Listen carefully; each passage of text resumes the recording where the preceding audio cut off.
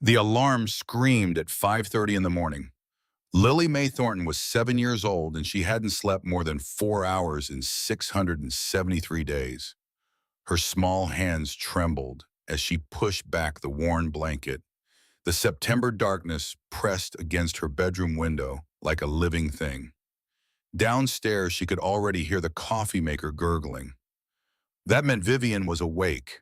That meant the day had already started wrong. Lily's feet hit the cold floor. She moved in silence. Silence was survival. Noise was punishment. She dressed in the dark, school uniform, navy blue jumper, white shirt that used to be white but had gone gray in the wash. Socks that didn't match because matching socks required energy she didn't have. Shoes with laces she learned to tie at 5 years old back when her mother was still alive. Back when mornings meant pancakes and laughter instead of terror and silence. The stairs creaked on the third step. They always did. Lily knew to skip it to press her weight against the railing and stretch her short leg to the fourth step. Small victories, tiny rebellions, the things that kept her alive. The kitchen was spotless.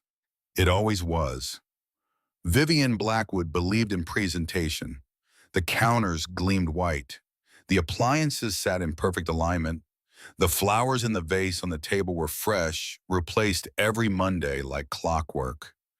Everything in its place. Everything controlled. Vivienne stood by the window, coffee cup in hand, blonde hair perfect even at this ungodly hour. She wore yoga pants and a fitted top that showed off the body she maintained with religious dedication. 43 years old and could pass for 35. That's what people said. That's what they always said. She didn't turn when Lily entered, didn't acknowledge her at all.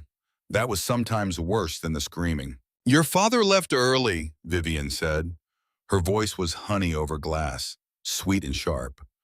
"Took the Portland route. Won't be back until Saturday." Lily's stomach dropped. Saturday. 5 more days. 5 days alone with Vivian. 5 days of surviving. "Yes, ma'am." "Make my breakfast. You know what I like." "Yes, ma'am." Lily moved to the refrigerator. Eggs. 2. Scrambled, not fried. Pepper but no salt because Vivian was watching her sodium. Whole wheat toast.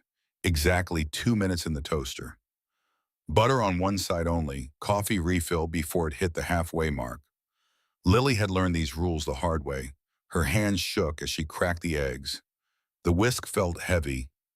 Everything felt heavy these days. Her backpack, her textbooks, the weight of waking up every morning knowing this was her life. She reached for the pepper grinder. Her finger slipped. 3 black specks fell onto the white counter. Time stopped. Lily stared at those 3 tiny dots of pepper on the pristine white surface. Her heart hammered against her ribs. Blood rushed in her ears.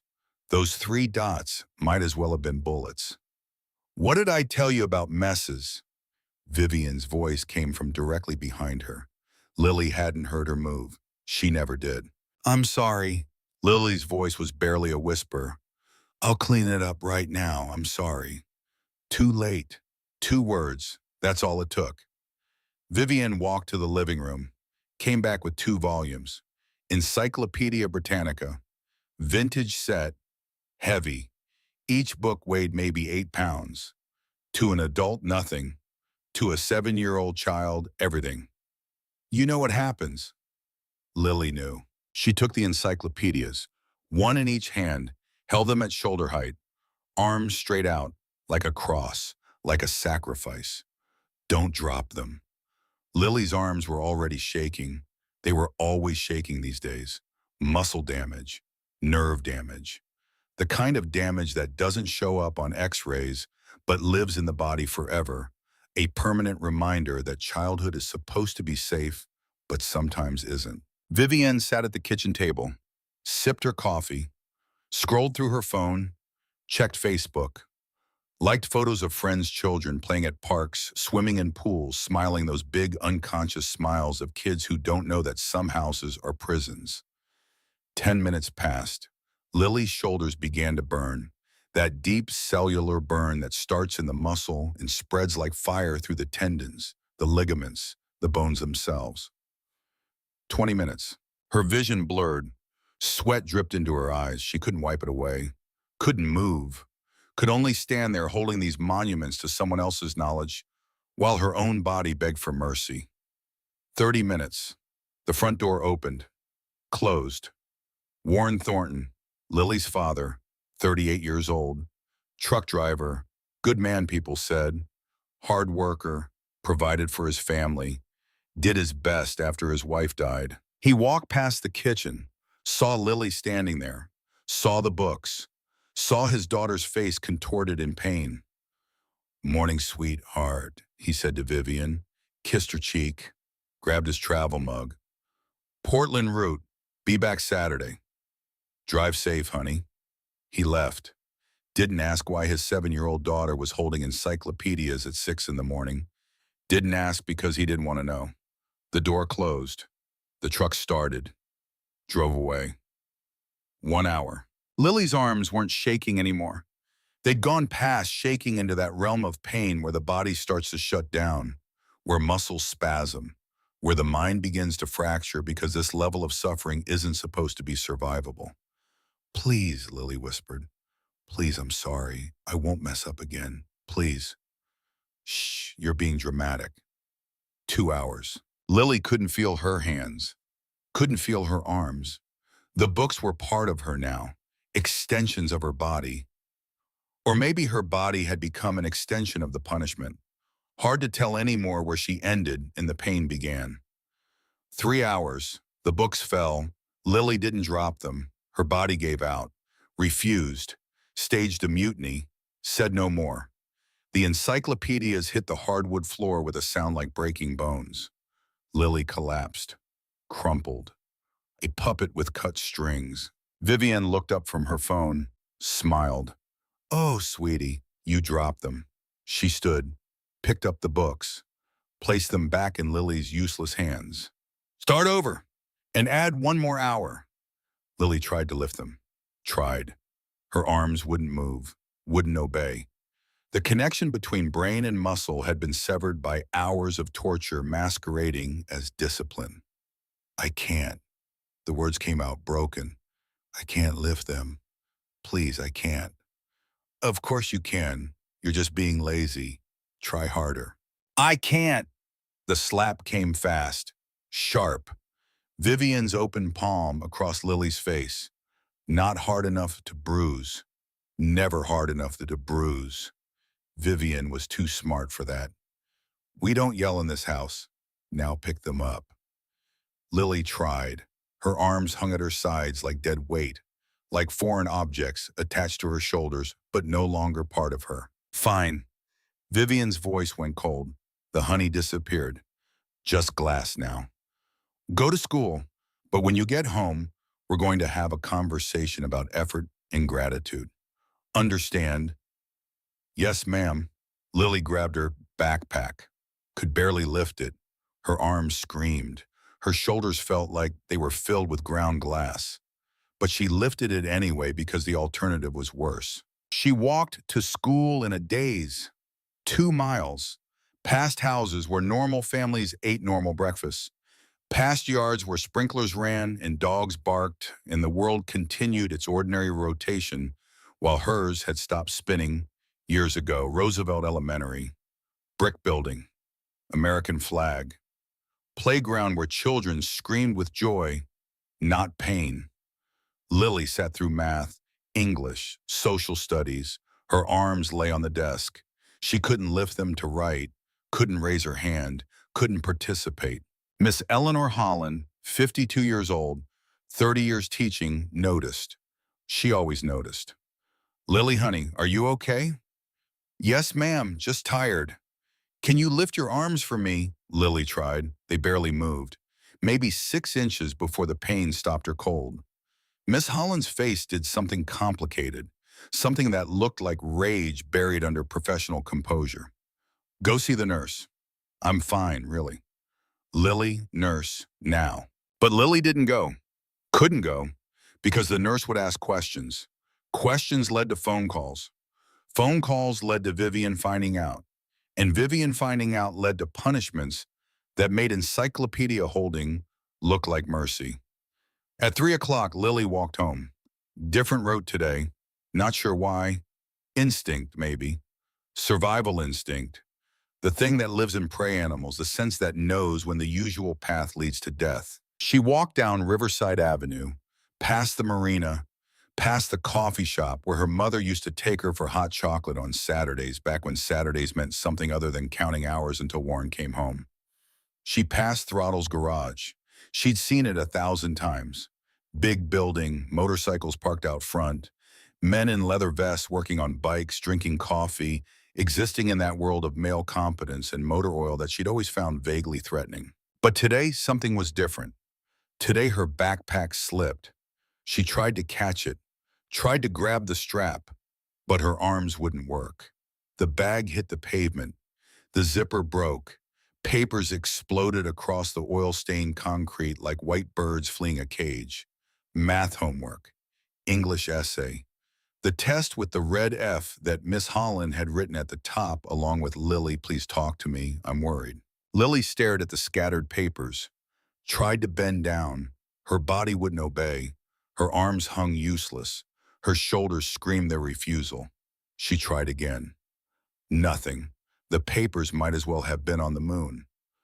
That's when it happened. The moment when everything broke. When 2 years of surviving cracked open. When the dam she'd built inside herself to hold back the terror and the pain and the absolute certainty that she was going to die in that house with the perfect lawn finally shattered. I can't lift my arms. The words came out quiet, a confession to the concrete, to the papers, to the universe that had forgotten her. I can't lift my arms. Louder now, a plea, a prayer, a last desperate cry from a child who had run out of ways to save herself. Please, I can't lift my arms. The garage door stood open. Inside, 4 men stopped what they were doing. The first one was huge, 6'3", maybe 220, scars on his knuckles, tattoos running down both arms, dark hair going gray at the temples, eyes that had seen things that left marks deeper than the scars on his skin. He looked up at the sound of her voice. Their eyes met across 20 feet of pavement. Later, Lily would remember this moment, would remember thinking that his eyes weren't scary. They were saying, and somehow familiar, like looking into the face of someone who understood what it meant to drown. He set down the wrench he'd been holding. The metal hit concrete with a sound that echoed through the garage like a starting gun. He walked toward her, slow, careful. The way you approach a wounded animal. The way you move when you know that fast movements mean danger. And danger means fleeing, and fleeing means losing the chance to help. "Hey there, little one." His voice was gravel and smoke, rough but gentle. "You okay?" Lily took a step back. Every survival instinct she'd developed screamed at her to run. Strange man, big man, scary man, run, hide, survive. But her feet didn't move, because her survival instinct was at war with something deeper. Something that recognized in this stranger's eyes a kind of witnessing she hadn't experienced in 732 days. "I'm Hawk."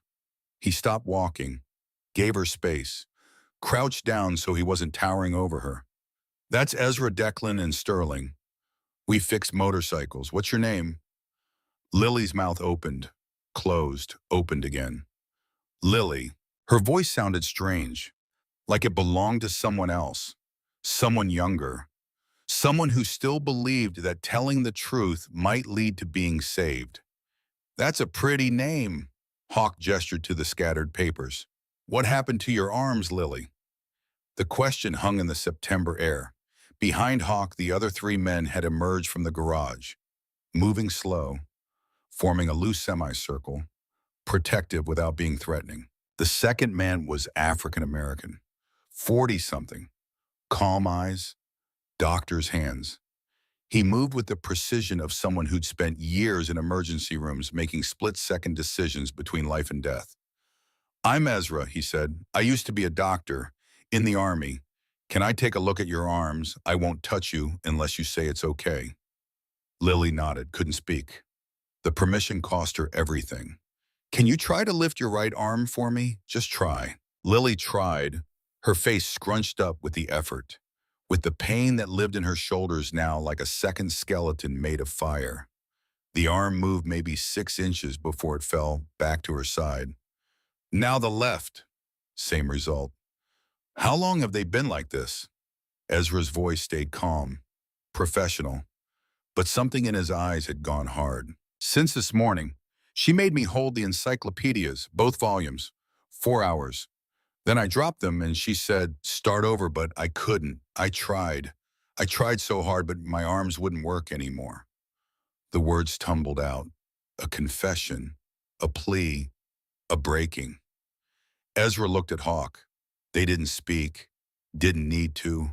Whatever conversation they were having happened in the language of men who'd seen enough suffering to recognize it instantly. The third man stepped forward, younger, maybe late 20s, red hair, Irish features, fists clenched at his sides like he was physically restraining himself from doing something violent. Who made you hold books, kid? I can't tell. Lily's voice went small, terrified, because this was the moment where telling the truth led to consequences, where speaking led to Vivian finding out, where help turned into hurt. I can't. If I tell, it gets worse. She said it gets worse. She said if I ever tell anyone, she'll make sure Grandma Maggie has an accident. She said she knows people. She said she can make things happen and nobody would ever know it was her. The fourth man spoke, older, gray beard, eyes that had seen the inside of too many broken homes. Lily, honey, I used to work with kids for 30 years. I know you're scared, but nobody here is going to let anything happen to you or your grandma. We just need to understand what's going on. Who's she? Lily looked at the scattered papers, at these four massive men who'd stopped their entire day because a 7-year-old was crying, at the garage behind them that smelled like motor oil and coffee, and something that felt almost like safety. She made a choice. Not a good choice, not a smart choice, but the only choice left. My dad's girlfriend, Vivian, but I can't tell anyone. I can't. She said she'd hurt people I love. She said she'd make sure I never see my grandma again. She said nobody would believe me anyway because she's so good at pretending. Hawk's jaw clenched. Where do you live, Lily? Cedar Street, the blue house with the white fence. That's 4 blocks from here. I know. We're gonna walk you home. Make sure you get there safe. That okay? Terror flooded Lily's face. No, you can't. If she sees you, she'll know I told. She'll know. We'll stay down the street. Watch from a distance. She won't see us. But we need to make sure you get inside okay. Can you trust us that much? Trust. The word felt foreign. Trust had died the day her mother's car went off the road on I-5. Trust had been buried with Julia Thornton in the cemetery on the hill where Lily wasn't allowed to visit anymore because Vivian said dwelling on the past wasn't healthy. But Lily nodded. Because what else was there to do? Ezra gathered her papers, placed them carefully in her broken backpack, handed it to her like it was something precious. They walked. 4 massive bikers and 1 tiny girl. An unlikely parade, moving down Riverside Avenue towards Cedar Street while the autumn sun slanted through the trees and people watched from windows and wondered what story they were witnessing. Lily walked between Hawk and Ezra. The other 2 flanked them like guards. Nobody spoke. The silence felt different from Vivian's silence. Not threatening, almost protective. 4 blocks. Lily counted each one. With every step closer to the blue house, her heart beat faster. With every step, the brief window of hope that had opened at the garage began to close, because she knew what came next. The blue house appeared at the end of the street. Pristine white fence, manicured lawn, flower beds bursting with late-season blooms, American flag hanging from the porch. Everything about it screamed normal, safe. The kind of house where families baked cookies and played board games, and children grew up knowing they were loved. Everything about it was a lie. They stopped at the corner. Lily pointed. That one, the pretty one. Hawk pulled out his phone, took a photo. Quick, subtle, evidence. All right, we'll wait here. You go on in. Lily took 3 steps, stopped, turned back. Thank you for picking up my papers. Lily, Hawk's voice stopped her. If you need help, real help, you come find us, day or night. Throttle's garage. We're always there. Lily nodded, turned, walked toward the house that looked like heaven and felt like hell. The door opened before she reached the porch. Vivian stood framed in the doorway, blonde hair perfect, yoga outfit showcasing her toned body, smile wide and warm and completely fake. There you are, sweetheart. Her voice carried across the quiet street. Honey, sugar, poison wrapped in artificial sweetener. I was getting so worried. She opened her arms. Lily walked into them, felt Vivian's hand on her shoulder, felt the fingers dig in. Not hard enough it'd allow marks, never hard enough it'd leave marks, but hard enough to send a message. You talk to them. I saw. You're going to pay. Thank you so much for walking her home, Vivian called to the bikers. She's always wandering off. Such a warrior, this one. She guided Lily inside, still smiling, still waving, the perfect concerned mother. The door closed. The smile vanished like it had never existed. Vivian's hand tightened on Lily's shoulder, spun her around, got down to eye level, close enough that Lily could smell the peppermint on her breath. Who were they? I don't know. I just dropped my papers and they helped me pick them up. I swear. I didn't talk to them. I didn't say anything. The slap came fast, not hard, just enough to sting, just enough to remind Lily of her place. Don't lie to me. I saw you talking. What did you tell them? Nothing, I swear. They asked if I was okay, and I said yes, and that's all. Vivian studied her face, looking for the lie, looking for the crack in the story. You know what happens when you talk to strangers? Yes, ma'am. You know what happens when you make me look bad? Yes, ma'am. Vivian grabbed Lily's arm, the injured one, dragged her upstairs. Lily tried not to scream, tried not to give Vivian the satisfaction. At the top of the stairs, Vivian stopped, smiled, that terrible smile that meant pain was coming. Go to your room, do your homework. Dinner's at 6. If you're late, you know the consequences. Yes, ma'am. Lily went to her room, closed the door, sat on her bed and stared at nothing. Her arms throbbed.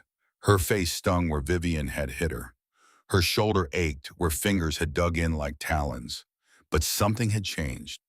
For the first time in 732 days, someone had seen her, really seen her. Not the perfect student, not the quiet girl, not the child who'd learned to make herself invisible. They'd seen the truth, and they hadn't looked away. Lily stood, walked to her window, looked down at the street. 2 houses down, partially hidden by a tree, a motorcycle was parked. The rider sat astride it, not moving, just watching the house, watching for her. For the first time in 2 years, Lily felt something that wasn't pain or fear or the crushing weight of survival. She felt hope. It was small, fragile, the kind of hope that could be snuffed out in an instant. But it was there.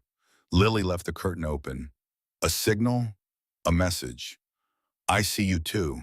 That night, Vivian made dinner. Chicken breast, steamed vegetables, brown rice, the meal of someone who cared about nutrition and presentation and maintaining the image of a woman who had her life together. They ate in silence. Vivian scrolled through her phone. Lily pushed food around her plate. Her arms hurt too much to lift the fork properly, but she managed. Managed because not managing meant consequences. At 7:30, Vivian sent her to bed. Lily climbed the stairs, changed into pajamas, lay in the dark. At 9 o'clock, she heard the front door. Warren's truck pulling into the driveway, home from Portland, early. Relief flooded through her. Dad was home. Dad was safe. When Dad was home, Vivian was different, controlled. The punishments came less frequently. The cruelty stayed hidden behind closed doors and careful timing. Lily heard their voices, Warren's deep rumble, Vivian's musical laugh, the sounds of a couple in love, the sounds of normal. She heard them come upstairs, heard their bedroom door close, heard the house settle into nighttime silence. Lily looked out her window. The motorcycle was still there, still watching.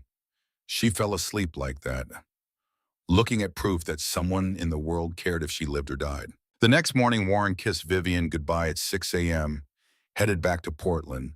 Another run, another week of absence, another stretch of time when Lily would be alone with the monster who wore yoga pants and smiled at neighbors. 5 minutes after his truck disappeared around the corner, Vivian appeared in Lily's doorway. "Get up, we need to talk about yesterday." Lily's stomach dropped. The talk lasted 2 hours. Vivian sitting on Lily's bed, Lily standing, always standing, never allowed to sit when Vivian was teaching a lesson. "Do you understand why I have to be strict with you?" "Yes, ma'am." "Do you understand that everything I do is for your own good?" "Yes, ma'am." "Those men yesterday, did you tell them anything about our family?" "No, ma'am." "If anyone ever asks if you're happy at home, what do you say?" "I say yes, ma'am. I say I'm very happy. I say my stepmom is wonderful." "Good girl." Vivian stood, smiled, touched Lily's cheek gently. The touch made Lily's skin crawl. "I know you think I'm mean, but someday you'll understand. Someday you'll thank me for making you strong." She left. Lily got ready for school, walked the 2 miles, sat through classes in a fog. At 3 o'clock, she took a different route home. Not past the garage. Couldn't risk it. Couldn't risk Vivian seeing. Couldn't risk making things worse. But on the third day, when Vivian made her kneel on uncooked rice for 2 hours because Lily had forgotten to make her bed with hospital corners, when her knees bled and the rice embedded itself in her skin like shrapnel, when she lay in bed that night, unable to sleep from the pain, Lily made a decision. She was going to die if she stayed silent. Maybe not today, maybe not next week. But eventually, Vivian's punishments were escalating. The encyclopedias, the rice, the closet where she'd been locked for 9 hours 2 weeks ago. It was only a matter of time before one of the punishments went too far. Poor Vivian's control slipped. Before Lily became a statistic, a tragedy, a news story that people would shake their heads over and forget within a week. 7-year-old child dies in accidental fall. Stepmother devastated. Community mourns. Lily had read enough news stories to know how this ended. So on the morning of the 8th day, while Vivian was in the shower, Lily made her choice. She grabbed her backpack, pulled out the drawing she'd been working on for 3 nights, the one she'd hidden under her mattress, the one that told the truth in pictures because pictures couldn't be denied. A stick figure with yellow hair, tall, looming, holding a belt. A stick figure with brown hair, small, cowering, red marks covering her body. Above it in careful 7-year-old handwriting, "Help me please."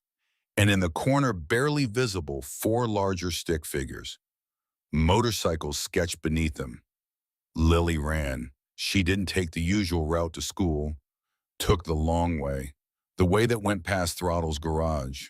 It was 6:30 in the morning, the sun barely up, but Hawk was there, opening the garage, setting up for the day, moving with the careful precision of a man who'd spent decades following routines because routines kept the chaos at bay.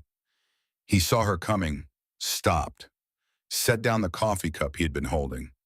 "Lily." She walked up to him, pulled a drawing from her backpack, held it out with shaking hands. Hawk took it, looked at it. His face did something complicated, something that looked like grief and rage fighting for dominance. "I know you've been watching." Lily's voice came out stronger than she felt. "I see the motorcycle every night. I know." Hawk opened his mouth. closed it, the truth sitting between them like a living thing. We're building a case, evidence, so we can. I don't have time for evidence.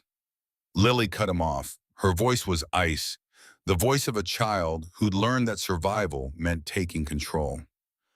My dad comes home Friday. If he sees me hurt, Vivian will say I fell. He'll believe her. He always believes her. She looked up at this massive man with his scars and his sad eyes and his motorcycle that had kept watch over her house like a guardian. I need help now, please. I'm asking, I'm begging. I'm telling you the truth. Help me. Hawk crouched down, eye to eye, man to child, witness to victim. We will help you. I swear to God we will help you. But we need to do this right. Legal. So she can't hurt you ever again. Can you be brave a little longer? Lily almost laughed. Almost. The sound that wanted to come out was half laugh, half scream. I've been brave for 732 days. What's a few more? Hawk pulled out his phone. Here's what we're going to do. Every day at 3, you walk past here on your way home. You drop something, a book, a paper. Doesn't matter. That gives you a reason to stop. You tell me what happened the night before. I record it. Evidence. Real evidence. The kind that holds up in court. Can you do that? Lily looked at the phone, at the drawing in Hawk's hands, at the choice she was making. Trust a stranger. Risk everything. Hope that this time telling the truth would lead somewhere other than pain. Will it work? It has to. Not a promise, not a guarantee, just honesty. Lily appreciated that more than false hope. Okay, she nodded. Okay, I'll do it. Good girl. Hawk stood. Now get to school. Act normal. And Lily, you're not alone anymore. We're watching. We're here. We're not going anywhere. Lily walked to school, sat through classes, walked home. At 3 o'clock, she walked past the garage, dropped her math book. Hawk came out, helped her pick it up, phone hidden in his palm. Tell me about last night. And Lily told him. Told him about the 500 sentences, about copying I will not be clumsy until 2 in the morning, about spelling it wrong on number 347 and having to start over, about 3.5 hours of sleep, about falling asleep at her desk and Miss Holland looking at her with eyes full of sadness and helplessness. Hawk recorded every word. This became their routine. Day 1, the sentences. Day 2, the closet. 9 hours in darkness because Lily had tracked mud on the carpet, missing school, Vivian calling in sick for her while Lily banged on the door until her hands bled. Day 3, the new rule.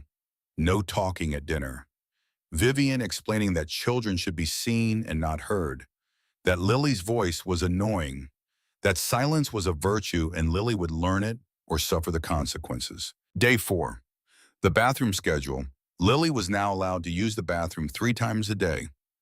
Morning after school before bed, no exceptions, no accidents. The time Lily couldn't hold it and wet herself at school, too terrified to ask the teacher to go because that was 4 times, not 3. Day 5, the rice. Again. This time 3 hours. For forgetting to put Vivian's coffee cup in the dishwasher. Day 6, Vivian's threat about Bryn Murphy, Lily's friend, her only friend. Vivian forbidding their friendship, saying that if Lily spoke to Bryn again, something bad would happen to Bryn, something that would be Lily's fault. Day 7, the starvation. No dinner because Lily had spoken at dinner 2 nights ago. The rule was 3 days without food for speaking. Vivian was just enforcing consequences, teaching discipline, making Lily strong. Every day, Lily's voice on that recording got smaller, tireder, more defeated. Every day, Hawk's face got harder. On day 8, Miss Holland pulled Lily aside after class. I know about the men at the garage. She kept her voice low, urgent. Are they helping you? Lily couldn't speak, couldn't confirm, couldn't deny. Miss Holland pressed a folder into her hands. Give this to them. Everything I've documented. 6 months of evidence. Photos, drawings, behavioral notes. I've called CPS 6 times. They keep closing the case. Her eyes were wet. Maybe people outside the system can do what the system won't. That afternoon, Lily gave the folder to Hawk. He opened it, flipped through page after page of documentation. A teacher's desperate attempt to save a child through paperwork and protocols. Page 1, photo of Lily's bruised shoulder. Caption claims she fell, third fall this month. Page 5, drawing Lily had made in art class. A house on fire, a small figure trapped inside. No doors, no windows. Page 12, behavioral note. Lily fell asleep at desk again. When I woke her, she flinched violently. This child is terrified of something. Page 23. Another photo, Lily's wrists, rope burns. Caption. Says she was playing and got tangled. Marks consistent with restraints. Hawk closed the folder. His hands were shaking. This is torture, he said. Not to Lily, to himself, to the universe. To God if God was listening. This is systematic torture of a child, and nobody's doing anything. They came. Lily's voice was flat, dead. CPS 3 days after you found me. Vivian was perfect. The house was perfect. I was wearing long sleeves. I told them I was fine. Why? Because Vivian was standing right there. Because her eyes told me what would happen if I told the truth. Because the CPS lady looked tired and overworked and like she wanted to check a box and move on. Because I'm 7 and I know how this works. Nobody believes kids. Hawk looked at her, really looked at her, saw what 2 years of surviving had done. This wasn't a child. This was a soldier, a prisoner of war, a survivor who'd learned that hope was dangerous and trust was fatal. I believe you, he said. 3 words, that's all. But they hit Lily like a physical force. Her eyes filled with tears. She blinked them back. Crying was weakness. Weakness was punished. My neighbor believes me too. Lily pulled a small rock from her pocket. Mrs. Murphy, she gave me this. Said if I need emergency help, put it on their doorstep. She'll come. That's good. That's backup. But Lily, you can't hold on much longer. I can see it. Your body's shutting down. We need to move faster. I know. Lily looked down at her hands. They were shaking. They were always shaking now. I keep a notebook under my mattress, writing down everything Vivian does, dates, times, details, in case something happens to me, in case I don't make it. At least there'll be evidence. The words hung in the afternoon air, in case I don't make it. 7 years old and planning for her own death. Hawk made a decision. Give me your grandmother's number. Why? Because when this goes down, you're going to need family. Real family. Someone who will fight for you. Lily recited the number from memory. Hawk called. Mrs. Thornton, my name is Beckett Morrison. You don't know me, but I know your granddaughter. Lily, we need to talk. That night, Magnolia Thornton drove from Portland to Riverside, met with Hawk and the other 3 bikers. Listened to the recordings, saw the folder, read Miss Holland's documentation. She was 68 years old, had buried her daughter 2 years ago, had watched her granddaughter disappear into a house that looked like a Norman Rockwell painting, but functioned like a concentration camp. I knew, she said. Her voice broke. I knew something was wrong, but Warren kept making excuses, said Lily was adjusting, said Vivian was strict, but that's because she cared. I didn't push hard enough. You push now, Hawk said. We're building to something. And when it happens, Lily's going to need you ready to take her. Emergency custody. Can you do that? I'll do anything. Magnolia's hands clenched. That's my grandbaby. My Julia's baby. I'll burn the world down if that's what it takes. Day 9, day 10, day 11. The recordings continued. The evidence piled up. But Vivian was escalating. She knew. Somehow she knew. Maybe saw Lily walking past the garage. Maybe noticed the small changes.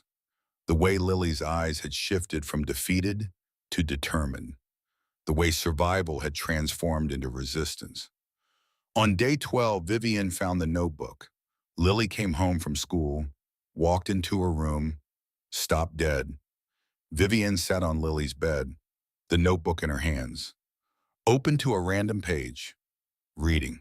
Day 1, she made me hold books 4 hours, arms don't work. Day 5, knees bleeding from rice, can't kneel anymore without crying. Day 8, locked in closet, so dark, so scared. Nobody came, nobody ever comes. Vivian looked up, smiled. What is this? Lily's world ended. It's for school, creative writing. We're supposed to, Mom, don't lie to me. The scream rattled the windows. Vivian stood, crossed the room in 2 strides, grabbed Lily by the hair. You've been documenting for who those bikers, you've been telling them our business.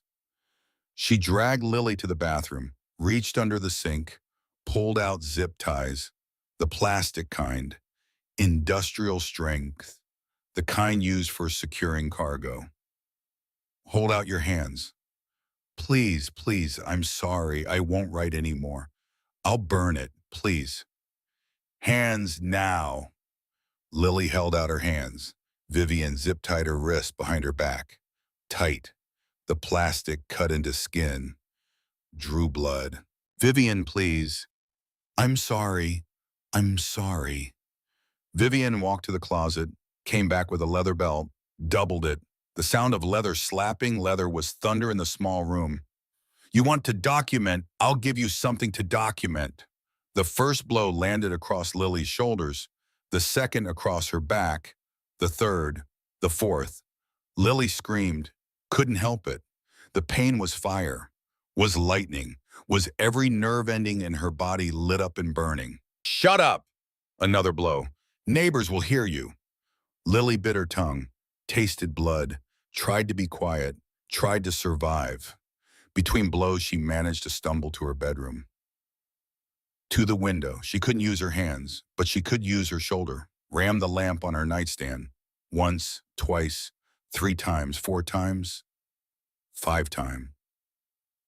5 flashes, the distress signal. Vivian saw, understood. Rage transformed her face into something inhuman. Who are you signaling? She yanked the curtain closed, grabbed Lily, threw her to the floor. You want help? Nobody's helping you. Nobody can help you. You're mine. Do you understand mine? Lily lay on the floor, hands zip-tied behind her back, shoulders screaming, back bleeding. She looked up at Vivian, at the monster who'd worn a mask for so long. The mask had become more real than the face beneath. And Lily screamed, not in pain, not in fear, in pure, unadulterated rage. Help someone, help me, Hawk, please, anybody. Her voice carried through the closed window, through the walls, into the quiet evening of Cedar Street where families ate dinner and children did homework and the world pretended that houses like this one didn't exist. Glass shattered. Lily's bedroom window exploded inward in a shower of safety glass in desperation. Hawk came through like an avenging angel. Leather vest, scarred knuckles, eyes that had seen war and death and had decided that this child, this small broken child, was worth risking everything for. He landed, saw Lily on the floor, saw the zip ties, saw the blood, saw Vivian standing over her with the belt still in her hand. Time stopped. Get away from her. His voice was death, was judgment, was the sound of a man who'd carried guilt for 17 years and had finally found a chance at redemption. Vivian's mask shattered completely. You're trespassing. I'm calling the police. You broke into my home. Good. Call them. Hawk pulled a knife from his belt, knelt beside Lily, cut the zip ties. His hands were gentle, impossibly gentle for someone so large. I got you, he whispered. You're safe, I got you. Lily collapsed into his arms, Her body gave out. 2 years of holding everything together, of surviving, of fighting, finally released. She was safe. For the first time in 732 days, she was safe. Sirens wailed in the distance, getting closer. Ezra had called 911 the moment Hawk went through that window. The cavalry was coming. Vivian grabbed Lily, tried to pull her away from Hawk, used her as a shield. He broke in. He attacked us. I was disciplining my child, and this criminal broke in. Sheriff Tom Brennan burst through the front door, gun drawn, 2 deputies behind him. Everyone freeze! Hawk raised his hands, stayed kneeling beside Lily. She's injured, zip-tied, belt marks on her back. Check her. Please, just check her. Brennan looked at the scene. Broken window, Lily bleeding, Vivian holding her, Hawk with his hands up, the belt on the floor, the zip ties cut and bloody. He'd been a cop for 23 years. He knew what he was seeing. Ma'am, step away from the child. He broke in. This is my house, my child. Step away. Vivian, they let go, step back. The mask tried to reassemble itself, but the cracks were too wide now. Lily found her voice, small, broken, but clear. He saved me. She was killing me. The words echoed through the house. She tied me up, beat me with a belt.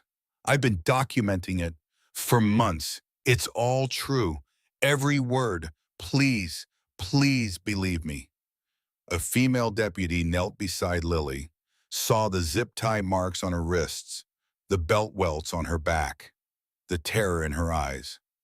I believe you, honey. We believe you. Vivian Blackwood was arrested at 7:43 p.m. on September 15th, charged with child abuse, false imprisonment, assault. She was read her rights in her perfect kitchen while neighbors gathered on the perfect lawn and whispered about how they'd always thought something was wrong, but never quite knew what. Magnolia Thornton arrived 30 minutes later, took one look at her granddaughter and burst into tears. Oh, baby. Oh, my sweet baby girl. I'm so sorry. I'm so sorry. I didn't know. I'm so sorry. Lily let herself be held, let herself cry, let herself be 7 years old instead of a soldier, instead of a survivor, instead of a prisoner. 2 days later, Vivian Blackwood posted bail, $100,000, posted by her mother in Sacramento, out of jail, GPS monitor on her ankle, but free. The call came at midnight. Sloan Hartley, the lawyer Hawk had hired. Her voice was ice. She's out. Bail posted. She's required to stay in Riverside, but she's out. Lily heard she was staying at Sterling's apartment now. Off-grid, safe house. But she heard. She's coming for me. Not a question. A certainty. Hawk sat beside her, Magnolia on her other side. No, she's not, because we're prepared, armed. And if she comes within 100 yards of you, she goes back to jail. For good this time. Lily looked out the cabin window, at the darkness beyond, at the world that had tried to kill her and failed. It's never over, she whispered. Is it? Even when you think it is, even when you win, it's never really over. Hawk didn't lie to her, didn't offer false comfort. No, it's not over, but you're not alone anymore. That's different. That's everything.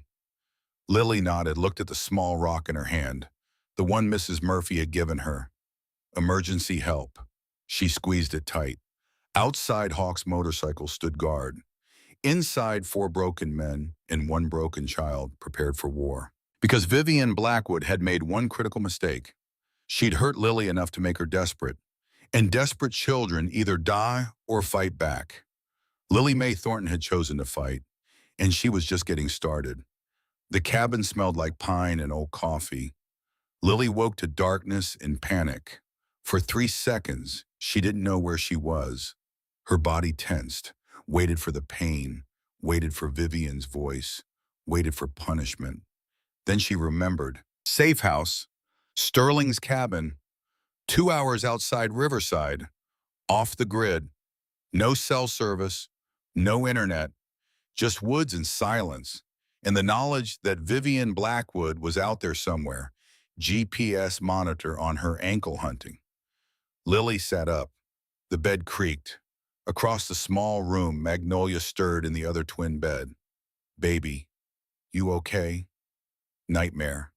Come here. Lily crossed the space between them, climbed into her grandmother's bed like she was 5 years old again. Before her mother died, before Vivian, before she learned that houses could be prisons and adults could be monsters. Magnolia held her, stroked her hair, hummed something old and southern, a lullaby from another lifetime. Is she really out there? Lily whispered. Yes. No sugarcoating. Magnolia had learned that lesson. Lily didn't need protection from the truth. She needed the truth so she could prepare for it. Will she come for me? She'll try. And if she gets past Hawk and the others, Magnolia's arms tightened, then she goes through me first. And baby, I may be 68, but I'm meaner than I look. Lily almost smiled, almost. Outside, she could hear voices, low, male, the sound of men keeping watch. Ezra and Declan tonight. Tomorrow would be Hawk and Sterling. Rotating shifts. Military precision applied to protecting a 7-year-old girl. 4 weeks had passed since the arrest. 4 weeks of waiting for trial. 4 weeks of Vivian free on bail. 4 weeks of fear that never quite faded even here, even surrounded by guards and wilderness and distance. The lawyer Sloan Hartley had explained it to Lily like she was an adult. No baby talk, no false promises, just facts. The trial is scheduled for 8 weeks from now. District Attorney is building the case. We have your recordings, Miss Holland's documentation, the physical evidence from the night of your rescue, medical reports from Dr. Washington. It's solid. But she's out. Yes, the judge granted bail, $100,000. Her mother posted it. Vivian's required to wear a GPS monitor. She can't leave Riverside, can't come within 500 feet of you. If she violates those conditions, she goes straight back to jail. But what if she doesn't care about conditions? Sloan had looked at Lily with eyes that had seen too many cases like this. Then we have a problem. That conversation had been 3 weeks ago. Since then, nothing.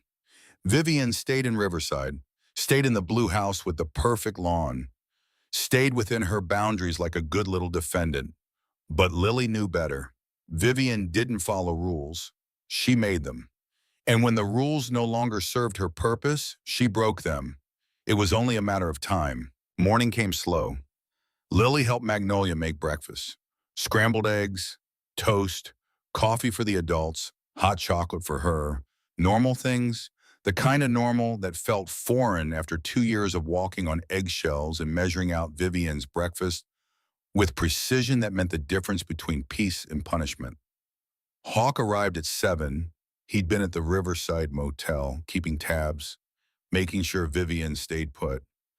Any movement? Sterling asked. She went to the grocery store yesterday, yoga class this morning. Everything perfectly normal, perfect citizen awaiting trial. Which means she's planning something. Yeah, they didn't elaborate, didn't need to. Lily understood the subtext. Predators didn't reform. They adapted. They waited. They found new ways to hurt. After breakfast, Sloan Hartley arrived. She'd driven from Portland, 2 hours through mountain roads to reach a cabin that officially didn't exist. She brought papers, documents, a folder thick with evidence. We need to talk about trial strategy, she said. Looked at Lily. All of us, including you. They sat around the wooden table, Lily between Magnolia and Hawk, Sloan across from them, papers spread out like a battle plan. The prosecution's case is strong. We have physical evidence, testimony, documentation. But Vivian's defense is going to attack your credibility, Lily. They'll say you're a troubled child, that you're making things up for attention, that you resent Vivian for not being your mother. Let them, Lily said. Her voice was flat, hard. I know what happened. The truth doesn't care what they say. Yes, same methods, stress positions, isolation, psychological torture. Peter documented everything. Took him 6 months to get a judge to believe him, but he got full custody, permanent. Vivian was restricted to supervised visitation only, which she never pursued. Why didn't she go to jail? Peter's lawyer advised focusing on custody rather than criminal charges. Faster, more certain. The goal was protecting the girls, not punishing Vivian. That was a mistake, Hawk said. His voice carried weight. Let her walk. She just found new victims. Yes, Sloan looked at Lily. But now we have pattern evidence. 3 girls, similar ages, similar abuse. That's not coincidence. That's predatory behavior. And juries understand patterns. Lily absorbed this. I want to meet them. Piper and Quinn, I want to talk to them. They're flying up next week for pre-trial prep. I can arrange it. Good. The meeting lasted 2 hours. Strategy, timeline, what to expect, how the defense would attack, how to prepare. When Sloan left, Lily went outside. Needed air, needed space. The cabin felt too small suddenly, too full of words like testimony and cross-examination and reasonable doubt. She walked to the tree line, not far, within sight of the cabin, within the safety perimeter. Hawk followed, didn't ask, just came, stood beside her. 2 people looking at trees and not speaking because sometimes silence was the only language that fit. You scared? He finally asked. Terrified. Good. Fear keeps you sharp. Lily looked up at him, this massive man with scars and sad eyes who'd smashed through her window because a 7-year-old screamed for help. Why are you doing this? Really doing this? Hawk was quiet for a long time. When he spoke, his voice was careful, like he was handling something fragile. I have a daughter, Rebecca. She's 18 now. I haven't seen her in 5 years. Lily waited. I was married, combat vet, came back from deployment with issues, PTSD, anger, couldn't hold a family together. My wife left, took Rebecca. I didn't fight it, figured she was better off without me. He looked down at his hands. 5 years. I've been trying to earn the right to be her father again, trying to prove I'm more than the broken thing that came home from war. And then you walked into my garage, and I saw a chance to be the person I should have been all along. I'm not your second chance, Lily said. Not mean, just honest. I'm not here to fix your guilt. I know. Hawk's smile was sad. But maybe we fix each other anyway. You give me purpose. I give you protection. Fair trade. Lily considered this. Yeah, fair trade. They stood there until Magnolia called them for lunch. That afternoon, Warren Thornton showed up. Nobody expected it. He just appeared. Truck parked at the bottom of the access road. Walking up the dirt path like he had a right to be there. Declan saw him first. We got company. Hawk moved to the door, hand on the weapon he kept in his belt. Who's howling? Lily's father. Inside, Lily froze. She was coloring at the table, crayons and paper. Normal kid stuff that felt strange after 2 years of being afraid to do anything that might make noise. I don't want to see him. Magnolia put a hand on her shoulder. You don't have to. I'll send him away. No, Lily put down the crayon. Let him come. Let him say whatever he came to say, then he can leave. Warren Thornton reached the cabin, stopped when he saw 4 bikers arrayed like a wall between him and the door. I just want to talk to my daughter. She doesn't want to see you, Hawk said. She's my daughter. I have a right. You have no rights. Magnolia appeared behind the bikers, pushed through, stood nose to nose with her son-in-law despite being a foot shorter. You lost rights when you left her alone with that monster, when you ignored every sign, when you chose convenience over protecting your child. I didn't know. I swear to God I didn't know. You didn't want to know. There's a difference. Warren's face crumpled. Please, I need to see her. Need to tell her I'm sorry. Need to let him in. Lily's voice cut through the argument. She stood in the doorway, small, 7 years old, but carrying herself like someone much older. Let him in. 5 minutes.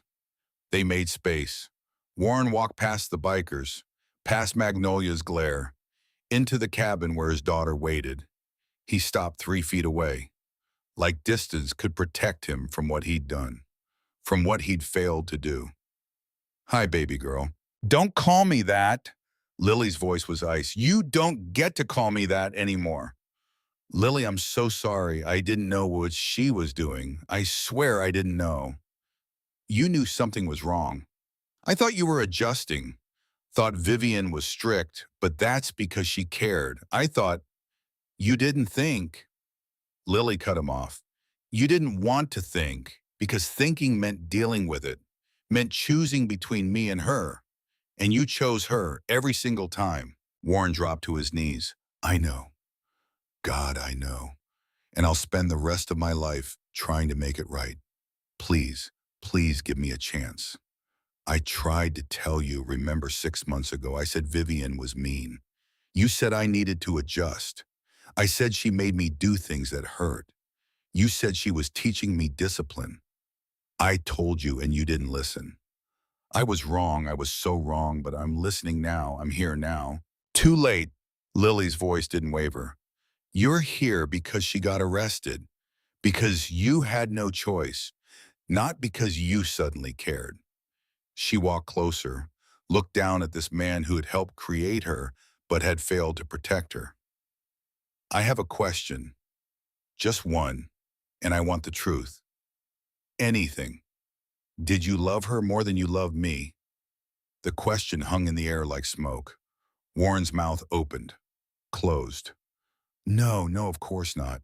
You're my daughter. I love you more than anything. Then why wasn't I enough? Why did you need her so badly that you couldn't see what she was doing to me? I was lonely. After your mother died, I was so lonely. And Vivian made that loneliness go away. I didn't see that the price was you. I didn't see until it was too late. Lily nodded slowly. Thank you for being honest. She turned to Magnolia. He can go now. Lily, please, let me make this right. There is no making this right. There's just living with what you did or didn't do. That's your punishment. Knowing you could have saved me and chose not to. She walked to her room, closed the door. Warren stood there, broken. What do I do? You leave, Magnolia said. You go to therapy. You figure out why you failed your daughter. And if you're very lucky someday, she might let you try to earn back a fraction of what you lost. But that's up to her, not you. Warren left. Hawk walked out with him, down the path, to his truck. She's right, you know, Hawk said. You did choose, and you chose wrong. I know. Warren leaned against his truck. How do I live with that? You carry it, like I carry my failures, like we all carry the people we couldn't save. But you don't put that weight on her. You hear me? Whatever guilt you're feeling, that's yours, not hers. She doesn't owe you forgiveness. She doesn't owe you anything. Warren nodded, got in his truck, drove away. Hawk watched him go, felt Ezra come up beside him. Think he meant it about being sorry. Probably, but sorry doesn't undo 2 years of torture. Sorry doesn't give her back her childhood. They walked back to the cabin. Inside, Lily sat on her bed, Magnolia beside her. You did good, baby. That took courage. I don't feel courageous, I feel tired. That's because courage is exhausting. But you're still here, still fighting. That's what matters. Lily leaned against her grandmother. How much longer until trial? 5 weeks. 5 weeks. 35 days. 840 hours of waiting to face Vivian in court. Waiting to tell her story to strangers. Waiting to find out if the truth was enough. That night, Lily couldn't sleep. She lay in bed listening to the cabin settle, listening to the guards change shift outside, listening to her own heartbeat and wondering if it would ever stop racing. At 2 a.m. she gave up, went to the main room, found Hawk sitting at the table, coffee cup, laptop open. Can't sleep either, she asked. Never could, not since the Marines. Lily sat across from him. What are you working on? Hawk turned the laptop, showed her a rough sketch, logo at the top, an angel with motorcycle wings. After we get through your trial, I want to build something, an organization, for kids like you. Kids the system fails, train volunteers, establish protocols, create a network of people who give a damn. Lily looked at the sketch. Because of me, because of you, because of every kid who gets hurt while adults look the other way. We can't be everywhere, but we can build something that is. Will it work? Don't know, but we have to try.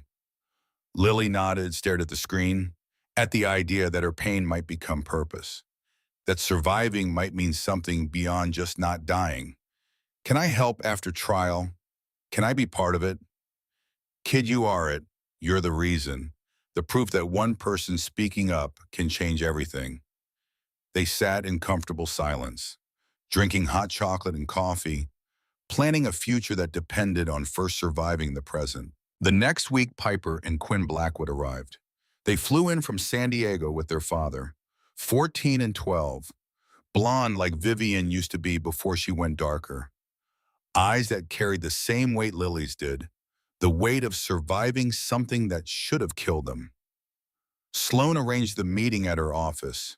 Neutral ground, safe. Lily walked in nervous. These girls had lived through what she'd lived through. They knew, really knew. But knowing didn't make meeting them easier. Piper stood first, taller, older, protective energy radiating off her like heat. You must be Lily. Yeah, I'm Piper. This is Quinn. Quinn stayed seated, quieter, eyes red like she'd been crying. They stared at each other. Three girls separated by years and miles, but connected by trauma that had the same face, same voice, same methods. Did she make you hold books? Lily asked. Encyclopedias, Piper confirmed, for hours. Did she lock you in closets, in garages, in bathrooms? Did she threaten people you loved? Our dad said she'd make sure he had an accident if we told. Lily nodded, sat down. She said the same thing about my grandma. Quinn finally spoke. Did you believe her? Yes, didn't you, Bamps? Every word. They sat in Sloan's conference room. Three survivors sharing war stories, comparing scars that didn't show on skin but lived in the bones. How did you tell? Lily asked. How did you get out? Piper's jaw tightened. Quinn tried to kill herself, took pills, Dad found her, rushed her to the hospital. She told the doctors, and once she started talking, I couldn't stop. She looked at her younger sister. I should have told first, should have protected you. But I was scared. We were both scared, Quinn said. Being scared wasn't the problem. Her being a monster was the problem. Lily understood that. The guilt of surviving, the what-ifs, the should-haves, all the ways you torture yourself for not being strong enough, fast enough, brave enough, when you were just a kid trying to stay alive. I'm testifying, Piper said, at your trial, telling them everything, so they know she's done this before, so they know you're not lying. Me too, Quinn added, if that's okay. It's okay. Lily felt something shift, something that felt almost like hope. Thank you. They talked for 2 hours. Shared stories. Shared survival strategies. Shared the specific hell of living with someone who smiled at the outside world while creating torture chambers behind closed doors. When they left, Lily felt different.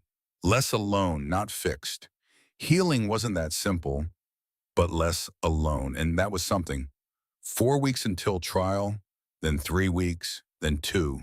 Time moved in strange ways, sometimes fast, sometimes glacially slow, but always forward, always toward the day when Lily would have to walk into a courtroom and face Vivian again. Sloan prepared her, mock testimony, practice questions, how to handle cross-examination.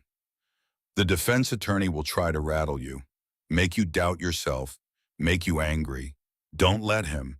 Stay calm. Tell the truth. That's all you have to tripo. What if I freeze? Then you take a breath. Look at your grandmother. Look at Hawk. Remember why you're doing this. And you start again.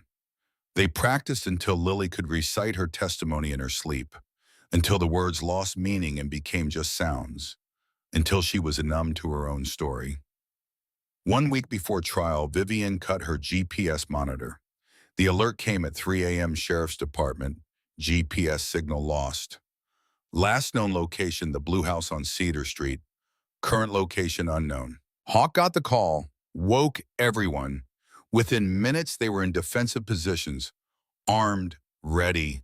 But Vivian didn't come to the cabin. She went to Portland, to Magnolia's Bakery. The police found her car parked 2 blocks away. Security footage showed her trying the bakery doors at 4 a.m. When they didn't open, she just stood there, staring at the building, planning. They arrested her at sunrise, found zip ties in her car, duct tape, chloroform. She was planning to take me, Lily said when they told her. Kidnap me, make me disappear. But she didn't, Hawk said. We caught her. She's back in custody. No bail this time. She stays locked up until trial. Lily should have felt relief, should have felt safer, but all she felt was the certainty that Vivian would keep trying, keep hunting, keep finding ways to hurt, because that's what predators did. Trial day arrived cold and gray, November in Oregon, rain threatened but held off like the sky was holding its breath. Lily wore the dress Magnolia had bought her, navy blue, professional, the kind of thing that said credible witness instead of traumatized child. They drove to the courthouse in convoy, Magnolia's car flanked by motorcycles, an escort, a statement, a reminder that Lily wasn't alone. The courthouse was old stone, built in the 30s, lots of steps, high ceilings, the kind of building designed to intimidate. Lily climbed those steps between Magnolia and Hawk. Cameras everywhere, press, spectators. This case had become news. Child torture trial begins. Stepmom accused of systematic abuse. Bikers turned guardian angels. Inside, Sloan met them. Jury selection finished yesterday. 12 jurors, 6 alternates. Good cross-section. I feel good about them. When do I testify? Lily asked. Probably day 3, after we establish the physical evidence and timeline. Are you ready? No, but I'll do it anyway. They entered the courtroom.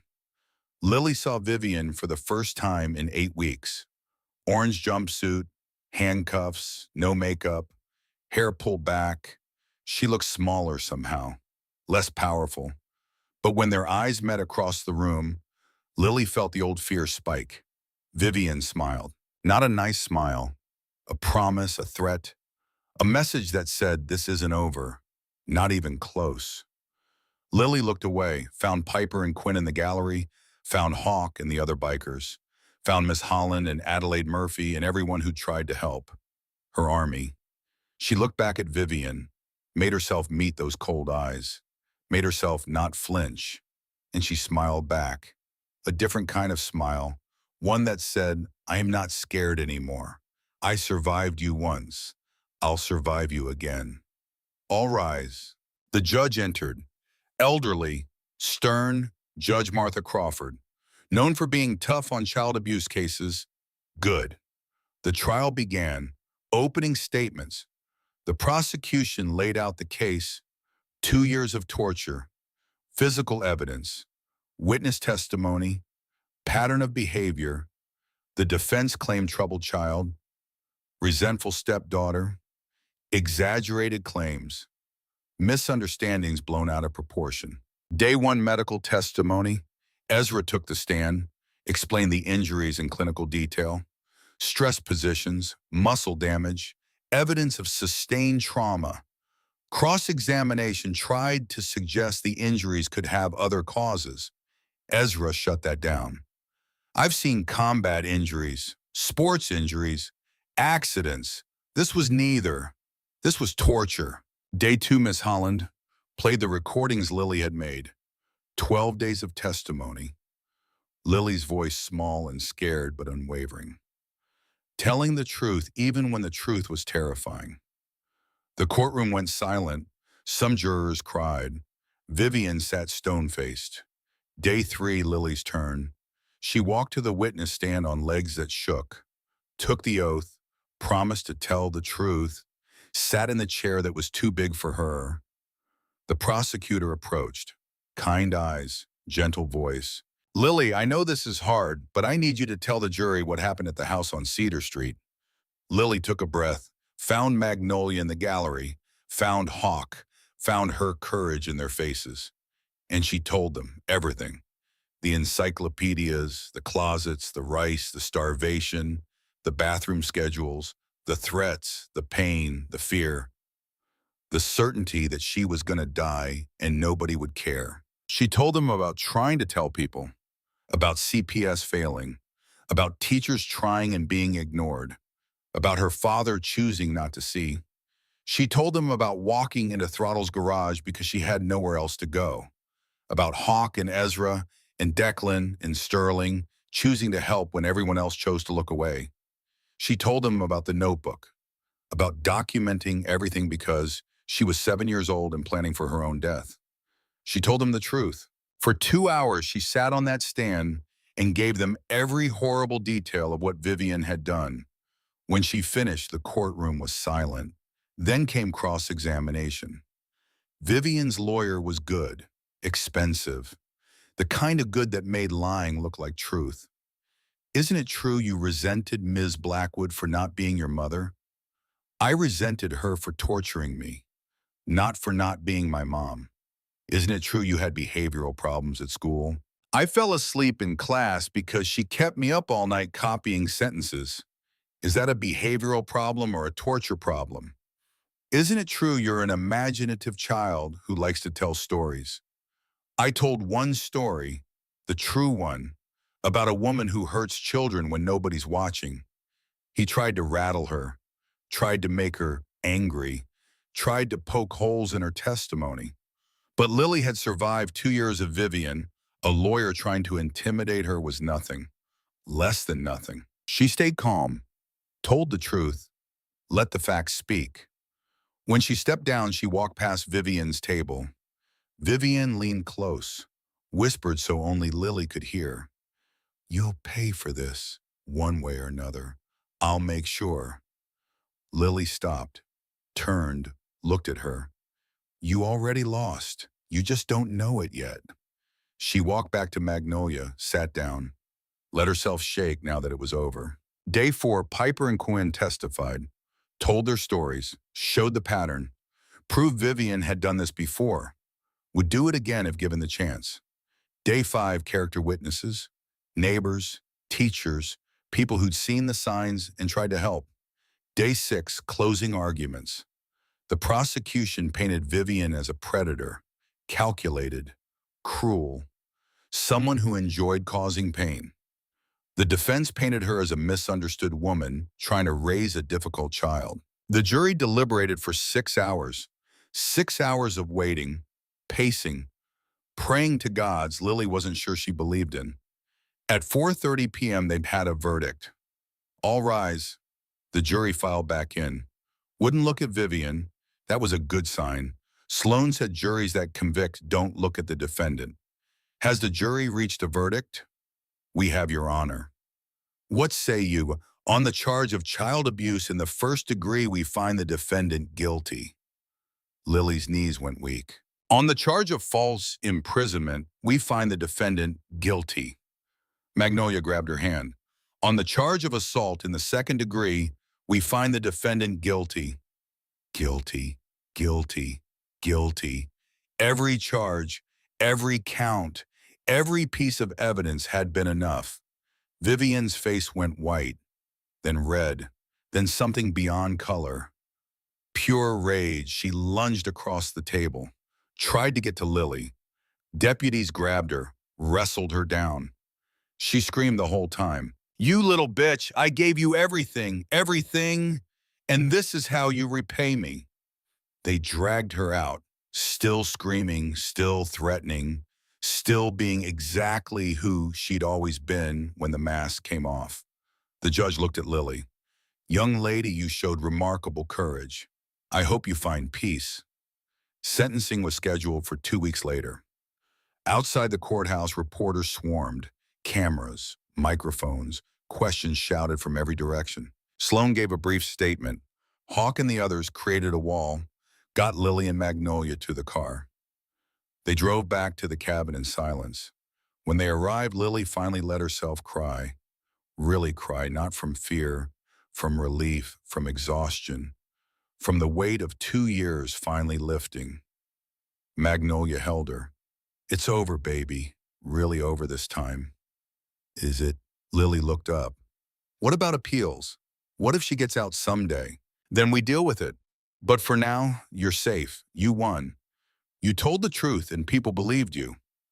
Lily nodded, let herself believe it, and let herself imagine a future without fear. 2 weeks later, they returned for sentencing. Judge Crawford looked down at Vivian. I've been on the bench for 30 years. I've seen a lot of evil. But what you did to that child and to the Blackwood children before her represents a special kind of cruelty. You used your position of trust to inflict maximum pain while maintaining a facade of normalcy. You are a predator, and predators need to be caged. She brought down the gavel. 18 years in state prison, no possibility of parole for 12 years. By the time you are eligible for release, Lily will be an adult, safe from you, forever. Vivian was led away, didn't scream this time, just stared at Lily with eyes that promised this wasn't over. But it was. Outside, Lily breathed free air. Let herself imagine elementary school without fear. Middle school, high school, college, a life. Hawk approached. There's someone who wants to see you. A young woman stood by his motorcycle, 18 or 19, dark hair, Hawk's eyes. Lily, this is my daughter, Rebecca. Rebecca stepped forward, nervous. My dad told me about you, about what you've been through. I wanted to meet the girl who saved him. I didn't save him, Lily said. Yeah, you did. He'd been trying to be my father again for 5 years. Couldn't figure out how. Then you showed him what showing up looks like. Rebecca looked at Hawk, then back at Lily. Thank you for giving me my dad back. She hugged him. Hawk's eyes filled with tears. 5 years of distance closing in a moment. Lily watched, felt something warm in her chest, not just survival, not just relief, hope, real hope. The kind that believed tomorrow might be better than today. She'd survived Vivian Blackwood, and now she was going to do more than survive. She was gonna live. 6 months after the trial, Lily turned 8 years old. The party was at Magnolia's Bakery in Portland. Small, intimate, just the people who mattered. Magnolia had closed the shop for the day, hung streamers in Lily's favorite colors, purple and silver, like twilight. Lily sat at a table covered with presents she didn't know how to open. For 2 years, birthdays had been tests. Vivian watching, judging, punishing if Lily showed too much excitement, too much joy, too much of anything. Now Magnolia stood beside him. Go ahead, baby. They're yours. You can be happy. Lily reached for the first package, hands shaking slightly. Old habits died hard. Inside was a sketchbook, professional grade, and a set of colored pencils. 72 colors, more colors than she'd known existed. The card read, For all the stories you'll tell, love Miss Holland. The second gift was a jacket, leather, child-sized, with a small patch on the back. An angel with motorcycle wings. The Guardian Angel's logo, from Hawk and the others. You're part of the team now, Hawk said. Official. Lily put it on. It was too big. She'd grow into it. That was the point. Growing, becoming, surviving long enough to need a bigger jacket. The third gift made her cry. A photo album. Leather-bound, heavy, Inside pictures of her mother, Julia Thornton at Lily's age, Julia as a teenager, Julia on her wedding day, Julia holding newborn Lily in the hospital. I made copies of everything I had, Magnolia said softly, so you'd always have her, always know where you came from. Lily traced her mother's face in the photos, saw her own features reflected back. The same eyes, same smile, same stubborn chin that Magnolia said came from the Tennessee side of the family. She'd be so proud of you, Magnolia whispered. My Julia, your mama. She'd be so damn proud. They ate cake, sang happy birthday, played games that 8-year-olds played. Normal things, healing things.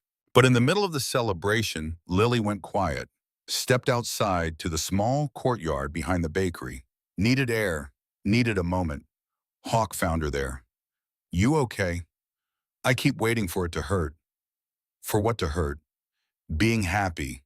Every time I laugh or smile or feel good, I wait for the punishment, for Vivian to appear and take it away. But she's in prison. She can't hurt me. So why am I still scared? Hawk sat on the bench beside her. Because trauma doesn't end when the danger ends. It lives in your body, your brain. Takes time to convince yourself you are really safe. How much time? Different for everyone, but it gets easier. I promise it gets easier. They sat in comfortable silence. Then Lily asked the question she'd been holding for months. Why did you really help me? And don't say because you're a good person. Nobody's that good. Hawk was quiet for a long time. When he spoke, his voice was careful. I told you I have a daughter, Rebecca. What I didn't tell you was why she stopped talking to me.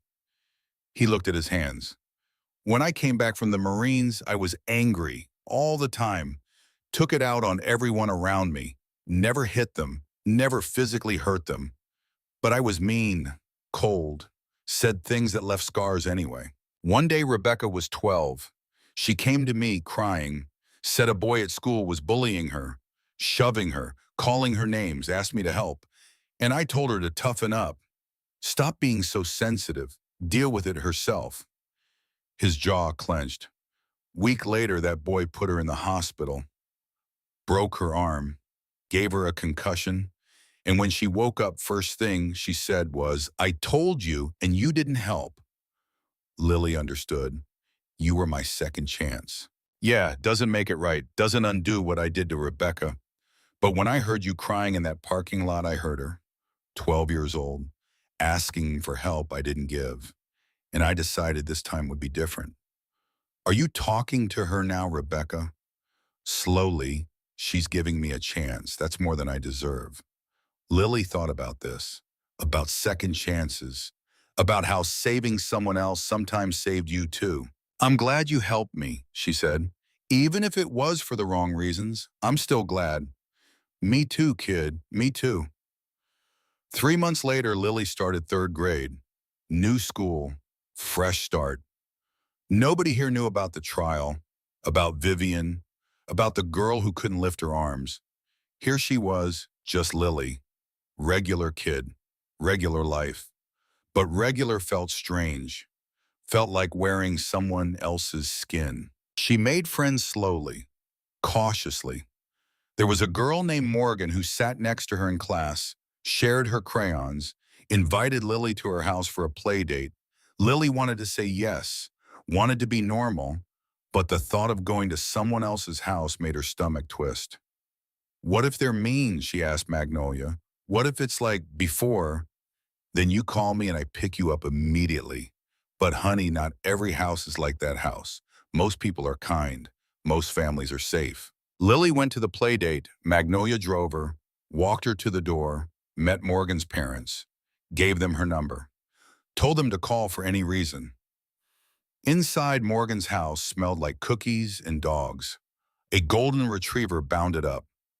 Lily flinched, then realized the dog just wanted to be petted. They played board games, built a fort out of couch cushions, normal kid things. When Magnolia picked her up 2 hours later, Lily was smiling. How was it? Normal. It was so normal. And normal became a goal, a target, something to aim for. But normal was complicated. In November, 1 year after the trial, Lily had her first real nightmare in months. Woke up screaming, convinced Vivian was in the room. Magnolia came running, turned on lights, showed Lily the empty room. Just a dream, baby, just a dream. She was here. I saw her. She said she was coming for me when she gets out. That's 11 years away. You'll be 19 years old, an adult, safe. But Lily couldn't shake the feeling, couldn't convince her body that the danger was gone. Dr. Sarah Walsh, her therapist, explained it. PTSD doesn't follow logic. Your brain is still in survival mode, still expecting threats. It'll take time to retrain those responses. How much time? As much as you need. There's no rush. Healing isn't a race. Lily started drawing more, filling the sketchbook Miss Holland had given her. Drew her nightmares, drew her memories, drew the truth in pictures because sometimes pictures were easier than words. She drew the blue house with the perfect lawn, drew it on fire, drew herself walking away. She drew the courtroom, drew Vivian in handcuffs, drew the jury saying guilty. She drew Throttle's garage, drew 4 bikers as actual angels, wings made of chrome and leather, and she drew the future, a version of herself older, stronger, helping another small girl who couldn't lift her arms. That drawing she showed to Hawk. Is this what you meant about the organization? Yeah, exactly what I meant. Guardian Angels had grown. What started as Hawk's sketch on a laptop had become something real. They had a website now, a phone number, volunteers in 12 states. Hawk gave Lily the statistics. In 1 year, we've helped 97 kids, removed from dangerous situations, connected to resources, saved. Because of me, because you spoke up, because you proved that one voice can change everything. Lily absorbed this. Her pain had become purpose.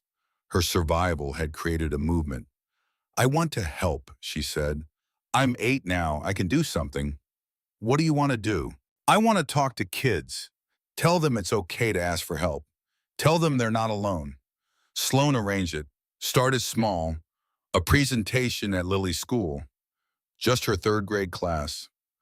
Lily stood at the front of the room and told a simplified version of her story. I was hurt by someone who was supposed to take care of me. I was scared to tell anyone. But I finally did, and people helped me. If you're scared or hurt, you can tell someone too. Teachers, parents, police. Someone will listen. A boy in the back raised his hand. What if nobody believes you? Then you keep telling until someone does. I told people 7 times before anyone helped. Don't give up. After class, 3 kids approached her, quietly, privately. Each one whispered a secret. Each one asked for help. One had a babysitter who hid her. One had an older brother who locked him in the basement. One had a stepfather who said things that made her feel scared. Lily told Miss Holland.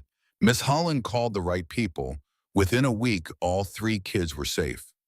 You did that, Magnolia said. You saved them. We saved them, Lily corrected. All of us together. The speaking engagements grew. Other schools requested her, then community centers, then a local news station wanted to interview her.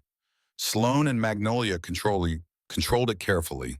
No exploitation, no trauma porn, just Lily telling the truth about survival and hope. The interview aired in January. Lily in her Guardian Angels jacket, sitting next to Hawk, telling her story. The response was overwhelming. The Guardian Angels hotline lit up. Calls from across the country, kids asking for help, parents reporting concerns, people wanting to volunteer. Within 6 months, they had chapters in 30 states. Within a year, all 50. Lily became the face of the movement, not because she wanted fame, because her story mattered, because representation mattered, because kids needed to see that survival was possible. But being the face came with costs. In March, when Lily was 9, her 3rd grade class went on a field trip. The zoo, normal kid stuff. But in the parking lot, a reporter approached. Lily Thornton, can I ask you about Vivian Blackwood's appeal? Lily froze. What appeal? The reporter shoved a microphone in her face. Her lawyers filed an appeal 6 months ago. Did you know? How do you feel about the possibility of her conviction being overturned? Magnolia appeared like a thunderstorm, shoved between Lily and the reporter. She's 9 years old. Leave her alone. They got to the car. Lily was shaking. Is it true? Is Vivian trying to get out? I don't know. Let me call Sloan. Sloan confirmed it. I was going to tell you this week. Didn't want to worry you. Vivian's lawyers filed an appeal claiming ineffective counsel and tainted evidence. It's a long shot, maybe 20% chance of success. 20%. The conviction was solid, pattern evidence, physical proof, testimony from multiple victims. But appeals happen. Doesn't mean they succeed. What if she wins? Then there's a retrial, and we do it again. Same evidence, same witnesses, same outcome. But the damage was done. Lily's nightmares returned, worse than before. Every night Vivian in her dreams. Every night the certainty that safety was temporary. Dr. Walsh increased their sessions, taught Lily grounding techniques, ways to convince her body that the present was real and the fear was just memory. When you feel the panic, use your 5 senses. Name 5 things you can see, 4 things you can touch, 3 things you can hear, 2 things you can smell, 1 thing you can taste. Lily practiced, got better at pulling herself back from the edge, but the appeal haunted her. 6 months later, the appellate court issued their ruling. Appeal denied. Conviction stands. Lily was at school when Magnolia got the call, picked her up early, took her for ice cream, told her the news. It's really over. Really over. She stays in prison, minimum 12 years, probably longer. Lily let herself breathe, let herself believe it. That night, she slept through for the first time in 6 months. The years passed. Lily turned 10, then 11, then 12, started middle school, joined the art club, made real friends. Morgan and 2 other girls, Kira and Zoe, they had sleepovers, went to movies, did normal middle school things. Sometimes Lily forgot about Vivian for whole days, lived in the present without the past clawing at her. She still had hard days. Anniversaries triggered her. The date she'd first met Vivian, the date her mother died, the date Hawk broke through her window. But hard days were manageable now. Had tools, had support, had proof that pain wasn't permanent. Guardian Angels had grown beyond anything they'd imagined. 5,000 volunteers, partnerships with law enforcement, specialized training programs, a 24/7 hotline staffed by trauma-informed counselors. They'd helped over 400 kids, removed from dangerous situations, connected to safety. Lily volunteered on weekends, answered phones sometimes, mostly just talked to scared kids, told them her story, told them survival was possible. One call stayed with her. A girl, 9 years old, voice shaking. My mom's boyfriend hurts me, but if I tell, she'll pick him over me. She always picks him. I know, Lily Jean. My dad picked his girlfriend over me too, but you're still worth saving, even if she can't see it. What if nobody helps? Then you keep asking until someone does. I'll help you right now. Tell me where you are. The girl gave an address. Lily transferred her to a counselor who dispatched local authorities. Within an hour, the girl was safe. 2 weeks later, a letter arrived at the Guardian Angel's office. From that girl. Thank you for believing me. You saved my life. Lily kept the letter, added it to a box of similar letters, hundreds of them. Proof that speaking up mattered. At 13, Lily gave her first TED Talk. Subject, the power of one voice. She stood on that stage in her Guardian Angel's jacket, looked at the audience, told her truth. When I was 7 years old, I couldn't lift my arms. Not because I was sick, because someone who was supposed to care for me chose to hurt me instead. For 2 years, I survived hell. For 2 years, I tried to tell people, and nobody helped.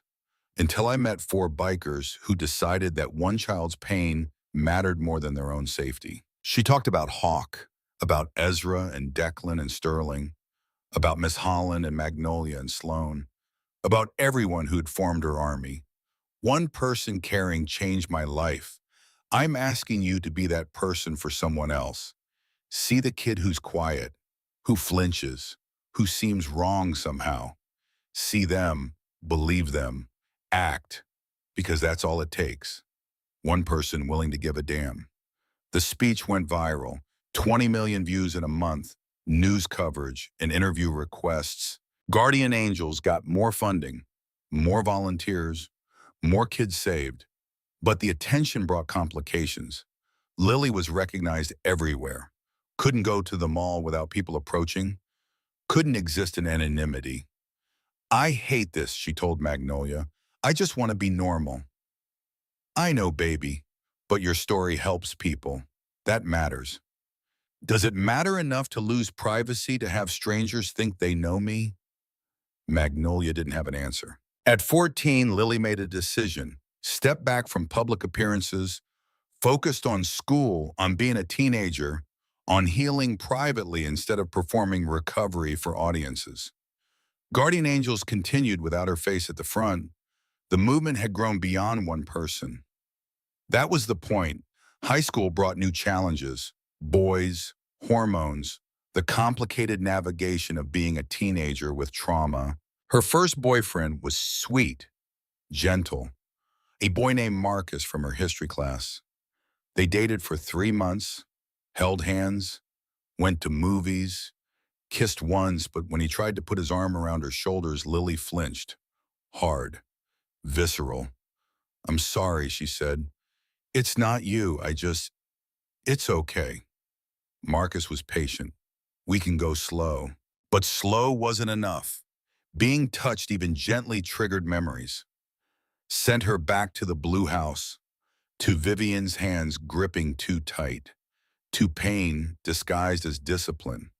They broke up, remained friends. Marcus understood. Not everyone would. Dr. Walsh worked with her on intimacy, on trust, on retraining responses. Your body learned that touch means danger. Unlearning that takes time.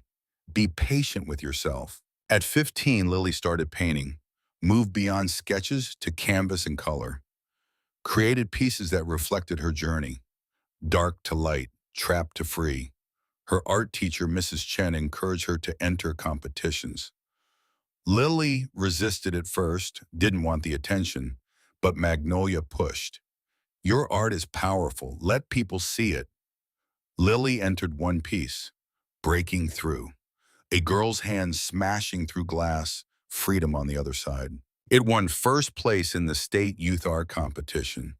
The prize included a scholarship, $5,000 toward college. I'm going to use this to help other kids, Lily decided. Start a fund, art therapy for trauma survivors. She did. The Lily Thornton Foundation funded art therapy programs in schools and shelters, gave kids a way to process pain through creation. At 16, Lily was invited to speak at a national conference on child protection. Hesitated, hadn't done public speaking in 2 years, but Hawk convinced her. Your voice still matters, maybe more now. You're not a victim anymore. You're a survivor who built something. That's powerful. She agreed. The conference was in Washington, D.C. Lily flew there with Magnolia and Hawk, her first time on a plane, her first time in the nation's capital. The night before her speech, she couldn't sleep, paced the hotel room, convinced she'd forgotten how to talk to crowds. Hawk found her on the balcony at 2 a.m. Second thoughts. Thousand thoughts. What if I'm not that girl anymore? What if I can't inspire people because I'm too far from the pain? You think healing makes you less credible? Maybe. The girl who couldn't lift her arms was powerful because she was broken. Now I'm mostly fixed. Who cares about mostly fixed? Hawk leaned against the railing. You know what's more powerful than surviving thriving? showing people that trauma doesn't define you forever, that you can be hurt and heal and build something beautiful anyway. That's the message they need. Lily nodded, let his words settle. The next morning, she stood on that stage, looked at an audience of social workers, lawyers, advocates, and survivors. My name is Lily Maythorne. When I was 7 years old, I couldn't lift my arms. Today, I can lift the world, not because I'm special, because people cared enough to help, and because I decided that surviving wasn't enough. I wanted to thrive. She told her story, the whole arc, pain to purpose, victim to advocate, broken to healing. Trauma doesn't end when danger ends. It lives in your body, your brain, your responses. Healing is daily work. Some days I still flinch at raised voices, still have nightmares, still struggle with trust. That's okay. Progress isn't linear, but it is possible. She talked about guardian angels, about the 400 kids saved, about the volunteers who made it happen. We can't save everyone, but we can create a world where more kids are seen, believed, protected. That starts with each of you, in your work, your communities, your lives. Be the person who doesn't look away. Standing ovation. 2,000 people on their feet. Afterward, people approached her, shared their stories, thanked her for speaking. One woman, maybe 60, grabbed Lily's hands. I was abused as a child 50 years ago, never told anyone. Your speech made me realize it's not too late to heal. Thank you. Lily hugged her. It's never too late. That night, Lily realized something. Her story wasn't just hers anymore. It belonged to everyone who'd survived, everyone who needed proof that healing was possible. And that was okay. That was purpose. At 17, Lily started planning for college, wanted to study psychology, become a therapist, help kids like her. But first, there was something she needed to do. I want to see her, she told Magnolia. Vivian in prison. Why? Because I need to look at her from the other side. Need to prove to myself she can't hurt me anymore. Sloan arranged it. Victim-offender meeting. Supervised. Optional for both parties. Vivian agreed. Of course she did. Narcissists never pass up a chance to manipulate. The meeting was at the state prison, 2 hours from Portland. Lily drove herself. Magnolia in the passenger seat, Hawk following on his motorcycle. Inside the prison was gray, institutional, the kind of place that sucked hope out of the air. They were led to a meeting room, plexiglass divider, phones for communication. Vivienne was brought in, 50 years old now, hair gray, face lined. 7 years in prison had aged her, but her eyes were the same, cold, calculating, predatory. They picked up phones simultaneously. Hello, Lily. Vivian's voice was honey, same as always. You've grown. I have. You look like your mother. Did I ever tell you that? Don't talk about my mother, Vivian smiled. Sensitive subject. After all this time, Lily took a breath, used her grounding techniques. I came here to tell you something. I'm listening. You tried to destroy me. For 2 years, you did everything you could to break me. Physically, mentally, emotionally. You wanted me to believe I was worthless, that I deserved pain, that nobody would ever care. And you failed. I'm not broken. I'm not worthless. I'm loved. I'm safe. I'm building a life you can't touch. Vivian leaned forward. You think you've won. You think putting me in here changed anything. I'm still in your head, little girl. Every time you flinch, every time you have a nightmare, every time you can't trust someone because of what I did, I'm still there. I'll always be there. Lily felt the old fear spike, the certainty that Vivian was right. That trauma was permanent. That damage couldn't be undone. Then she looked at Magnolia through the window, at Hawk, at Sloan, at everyone who'd fought for her. She looked back at Vivian. You're right, part of you will always be in my head, but you're not in control anymore. You're just a memory, a scar, proof that I survived something terrible and chose to become something beautiful anyway. She stood. I forgive you, not because you deserve it, because I deserve peace, and peace requires letting go. You can't forgive me. Not really. You're just saying words. Maybe, but they're my words, my choice, and you don't get a say anymore. Lily hung up the phone, walked out, didn't look back. In the parking lot, she broke down, sobbed, not from fear, from release, from finally truly closing that chapter. Magnolia held her. You did it.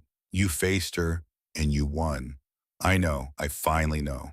3 months later, Lily graduated high school, valedictorian, full scholarship to Stanford, psychology major. Her graduation speech focused on resilience, on second chances, on the power of showing up. We all have scars. We all carry pain, but pain doesn't have to define us. We get to choose what we become. I chose to survive, to heal, to help others. What will you choose? After the ceremony, Hawk approached, Rebecca beside him. Proud of you, kid. Thanks for everything. You saved me as much as I saved you. Never forget that. Rebecca hugged Lily. You gave me my dad back. I'll never be able to repay that. You don't have to. That's what family does.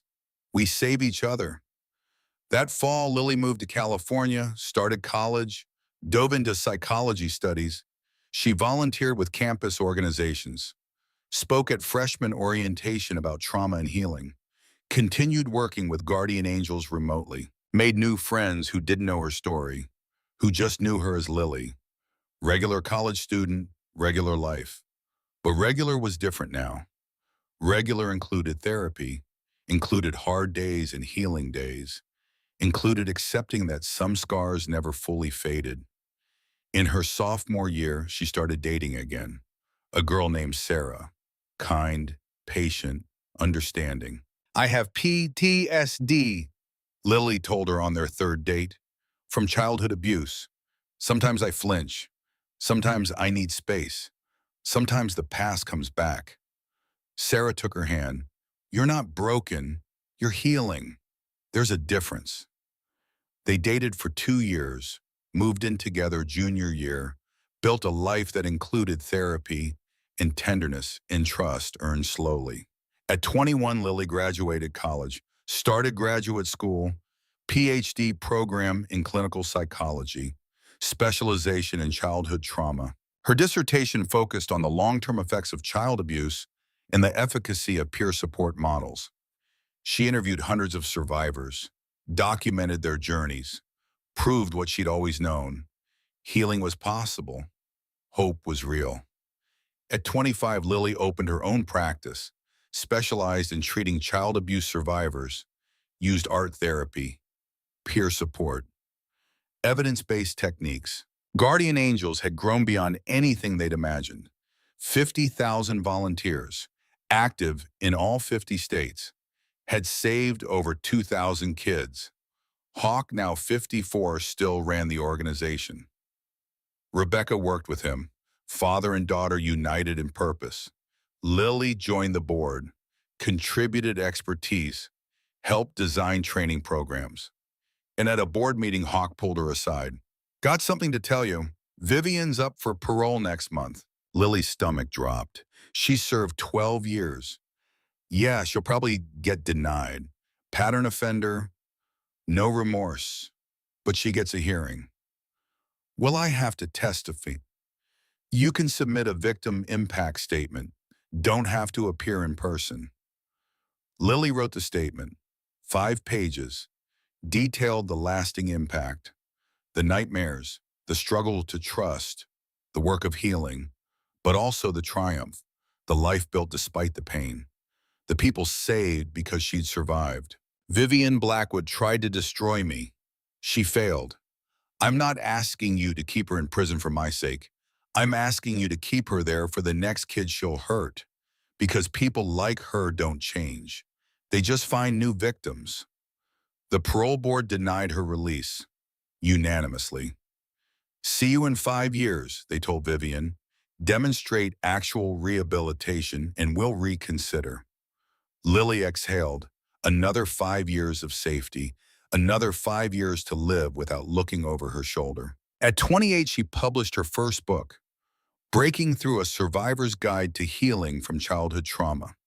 It became a bestseller, not because of her name, because of the message, because thousands of survivors needed to hear that healing was possible.